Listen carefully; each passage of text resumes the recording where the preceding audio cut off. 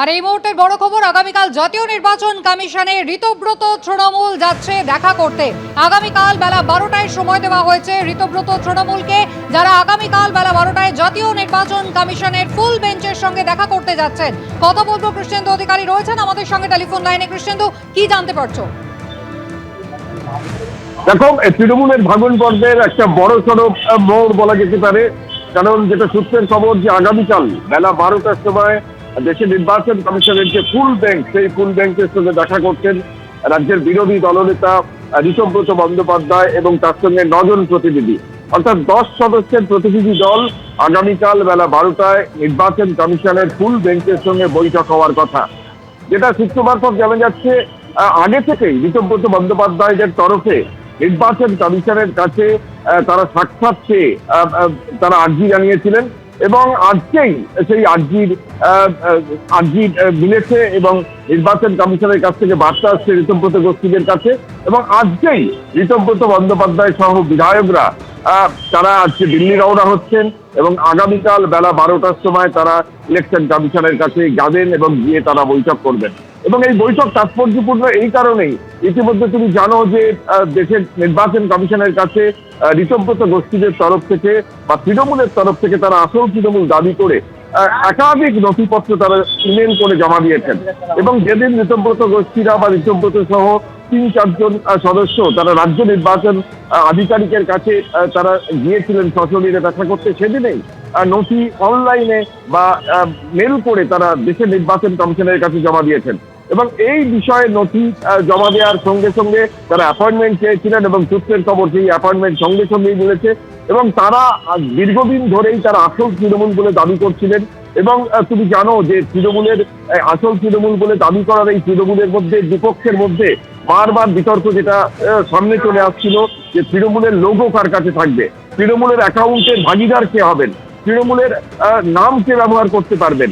সুতরাং এই যে বিষয়গুলো আছে, বিষয়গুলোর চূড়ান্ত সিদ্ধান্ত নেওয়ার কথা দেশের নির্বাচন কমিশন এবং সেই নির্বাচন কমিশনের কাছে ইতিমধ্যে ইমেল করে তারা রীতিমতো তাদের যে ন্যাশনাল ওয়ার্কিং কমিটি তৈরি হয়েছে সেই ওয়ার্কিং কমিটির তথ্য তারা নির্বাচন কমিশনকে জানিয়েছিলেন এবং সেই নির্বাচন কমিশনের কাছেই এবার তারা সশরীরে হাজির হচ্ছেন। যেটা সূত্র মারফত জানা যাচ্ছে, আজকেই বেলা 3টের পর ঋতব্রত বন্দ্যোপাধ্যায়রা তারা দিল্লি উড়ে যাচ্ছেন এবং দিল্লিতে গিয়ে আজকে তারা একটা বৈঠক করবেন এবং আগামীকাল বেলা 12টার সময় দেশের নির্বাচন কমিশনার গণেশ কুমার এবং তার ফুল বেঞ্চের সঙ্গে তারা বৈঠক করবেন এবং এই বৈঠকের পর কি সিদ্ধান্ত হয় সেটাই তাৎপর্যপূর্ণ, সেটাই নজর থাকবে। কিন্তু আসল তৃণমূল দাবি করে ঋতব্রত গোষ্ঠীরা যে 65 জনের সমর্থন তাদের আছে ইতিমধ্যে তা নিশ্চিত করেছে।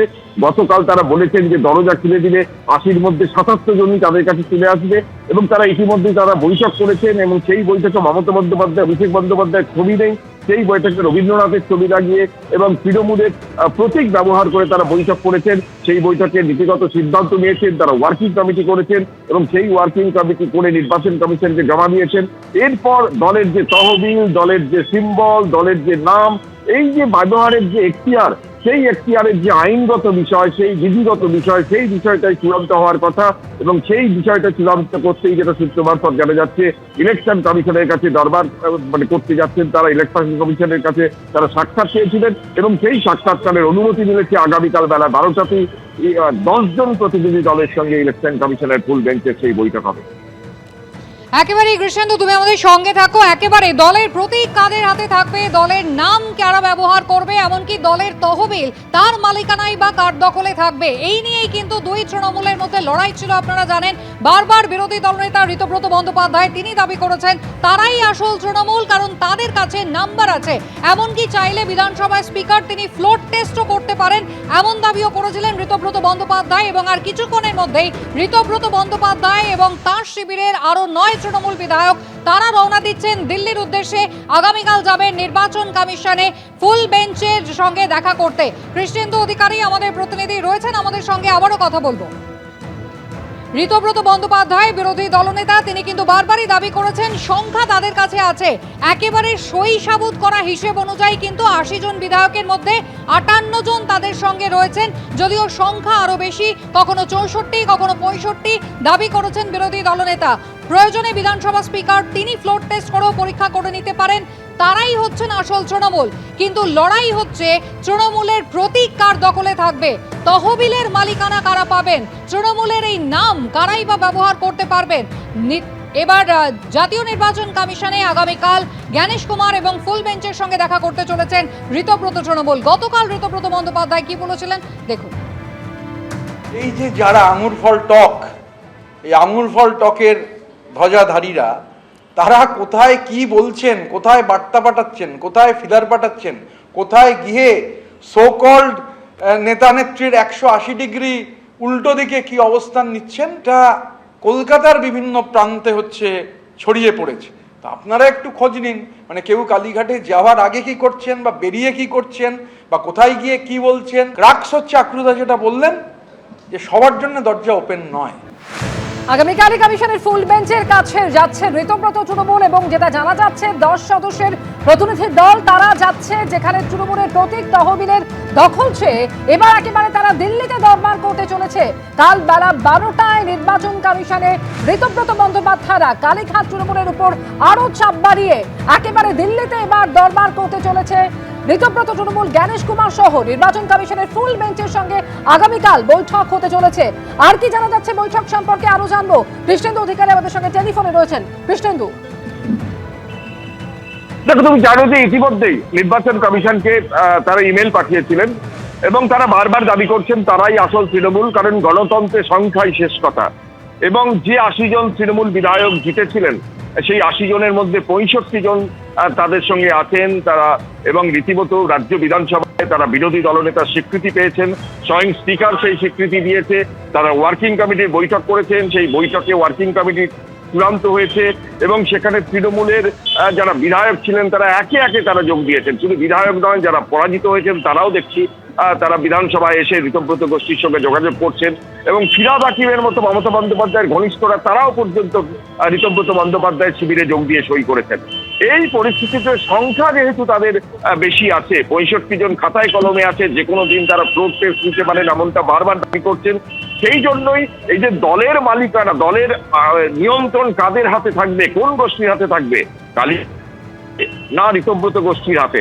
ঋতব্রত গোষ্ঠীরা বা ঋতব্রত বন্দ্যোপাধ্যায় বারবার দাবি করছিলেন যে গণতন্ত্রের সংখ্যায় যেহেতু শেষ কথা, এবং তিনি যেহেতু স্বীকৃতি পেয়েছেন বিরোধী দলনেতার, এবং তারা যেহেতু বিরোধী দলের মর্যাদা পেয়েছেন, সুতরাং তারা নির্বাচন কমিশনের কাছে যাবেন এবং সেই মতো রাজ্য নির্বাচনের আধিকারিকের সঙ্গে তারা বৈঠক করে এসছেন, এবং তারা সেই দিনই দেশের নির্বাচন কমিশনকে তারা ইমেল করেছিলেন, এবং তারপরে দেশের নির্বাচন কমিশনের কাছে তারা একটা সাক্ষাৎ চেয়েছিলেন, অ্যাপয়েন্টমেন্ট চেয়েছিলেন, এবং যেটা সূত্র মারফত জানা যাচ্ছে আজকেই সেই সাক্ষাতের সংকেত এসছে ঋতব্রত গোষ্ঠীর কাছে, যে আগামীকাল বেলা 12টার সময় ফুল বেঞ্চ অর্থাৎ জ্ঞানেশ কুমার দেশের মুখ্য নির্বাচন কমিশনার এবং অন্যান্য যে কমিশনাররা আছেন সেই ফুল বেঞ্চ তারা দেখা করবেন ঋতব্রত গোষ্ঠীদের সঙ্গে, এবং 10 জনের প্রতিনিধি ঋতব্রত বন্দ্যোপাধ্যায় ছাড়াও আরো 9 জন সেখানে বলা হয়েছে যাওয়ার জন্য, এবং সেই মতোই আজকেই তড়িঘড়ি করে ঋতব্রত গোষ্ঠীরা তারা দিল্লি যাচ্ছেন, কিছুক্ষণের মধ্যেই তারা দিল্লি যাচ্ছেন, এবং আগামীকাল বেলা 12টার সময় তারা দেশের নির্বাচন কমিশনের সঙ্গে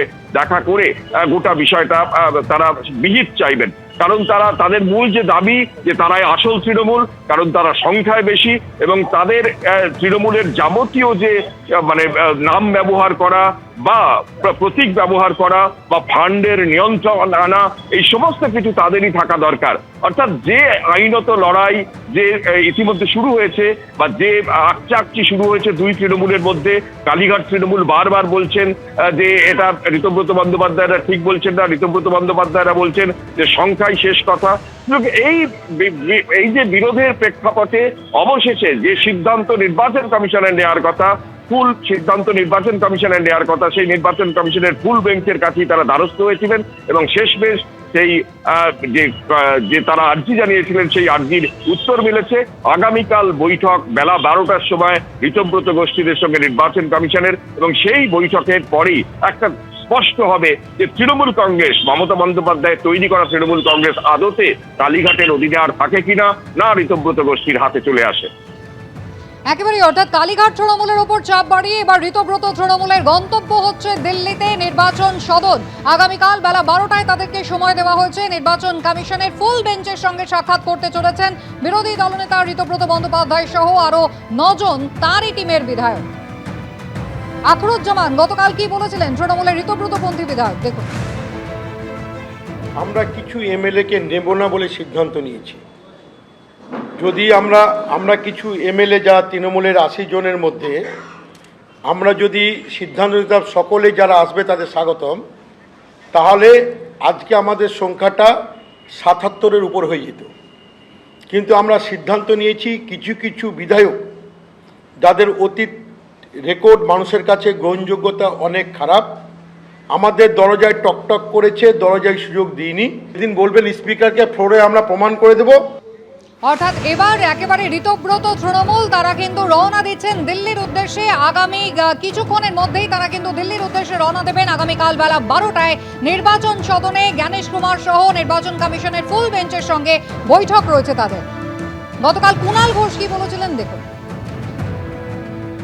যারা ওদিকে গেছেন তাদের সকলকে কিন্তু আমরা দোষ দিচ্ছি না, একটা ধারণা তৈরি করে দেওয়া হচ্ছে ডেকে ডেকে, আবার দু একজন আবার ফোনে কথা বলিয়ে দিচ্ছেন দু একজন প্রভাবশালীর সঙ্গে, সেগুলো সব আমরা জানি, যে যদি এদিকে আসো তাহলে এখন পুলিশ আপনাকে হেনস্থা করবে না। এটা কিন্তু করা হচ্ছে তৃণমূলটাকে ডিস্টার্ব করার জন্য, ভাঙার জন্য।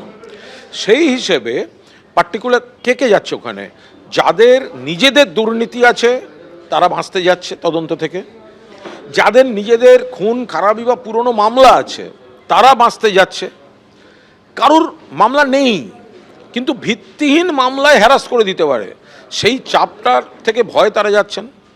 আবার তার উপর বিপদ নেই কিন্তু তার কোনো কর্মী বা টিমের উপর তাদের নইলে ধরে নিচ্ছে, অ্যারেস্ট করছে, একাধিক কেস দিচ্ছে, ফলে তারা যাচ্ছেন। মূল উদ্দেশ্য তৃণমূলটাকে ডিস্টার্ব করা।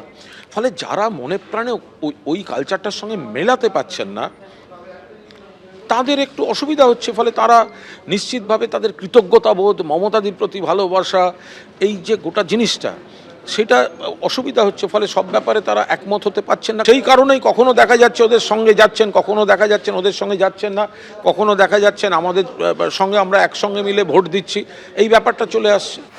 কালীঘাট তৃণমূলকে পিছনে ফেলে এক ধাপ এগিয়ে গেল ঋতব্রত তৃণমূল। একেবারে তারা কিন্তু নির্বাচন কমিশনের দ্বারস্থ আগেই হয়েছিলেন, আর এবার তাদেরকে সময় দিল নির্বাচন সদন। আগামীকাল বেলা 12টায় তারা দিল্লিতে নির্বাচন কমিশনের ফুল বেঞ্চের সঙ্গে সাক্ষাৎ করতে চলেছেন। কৃষ্ণেন্দু অধিকারী আমাদের প্রতিনিধি রয়েছেন আমাদের সঙ্গে। কৃষ্ণেন্দু, ইতিমধ্যেই আদালতের নির্দেশে ঋতব্রত বন্দ্যোপাধ্যায়, তিনি বিরোধী দলনেতা, নতুন জাতীয় কর্ম সমিতি তারা তৈরি করেছেন।